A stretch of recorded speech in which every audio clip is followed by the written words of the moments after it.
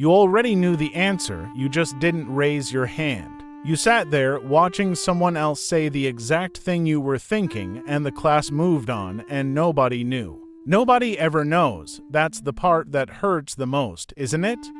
Not that you didn't speak, but that you did, just silently, just inside your own head, where it's safe and nobody can look at you wrong. You've been doing this for years, since middle school maybe. Or maybe it started in 9th grade when you said something in English class and a few people laughed. Not at the joke, just at you, just at the way your voice came out wrong that day. And something in you decided, never again.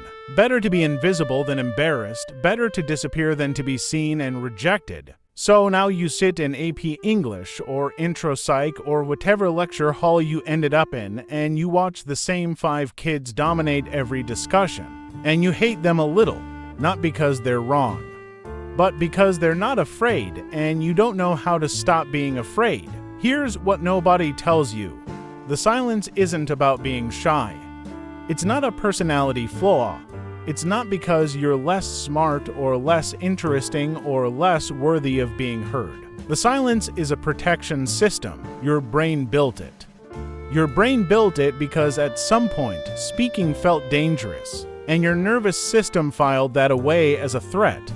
And now every classroom feels like a courtroom where you're one wrong answer away from losing something. Psychologists call this rejection sensitivity. And for a lot of students, it doesn't come from nowhere. It comes from homes where saying the wrong thing meant tension at dinner. It comes from schools where one bad moment became a label that followed you for 3 years. It comes from a culture that runs on performance, on GPA, on the version of you that looks good on a common app, and quietly punishes the version that stumbles out loud. So you learn to edit yourself before you even open your mouth. You rehearse the sentence, you second-guess it. You decide it's probably stupid, you let it go. The teacher moves on, and somewhere small inside you, you feel a little less like yourself. There's something else happening too, something nobody in your study group talks about. A lot of quiet students aren't quiet because they have nothing to say, they're quiet because they care too much. They've already thought through 12 different angles of the question by the time someone else blurts out the first thing that came to mind. And the world rewards the blurter. The world calls that confidence, and it calls your depth hesitation.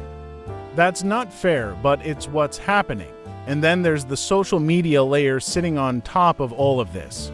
You've grown up watching people perform intelligence online, watching people go viral for being clever, and watching people get destroyed in the comments for being wrong.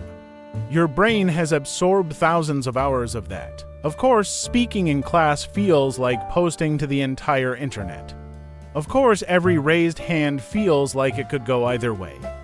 You've been trained to fear the ratio before you've even learned to trust your own voice. Some of you are also carrying something heavier. Anxiety that maybe you've mentioned to a school counselor, maybe you haven't. The kind that sits in your chest during roll call. The kind that makes group presentations feel like a physical illness.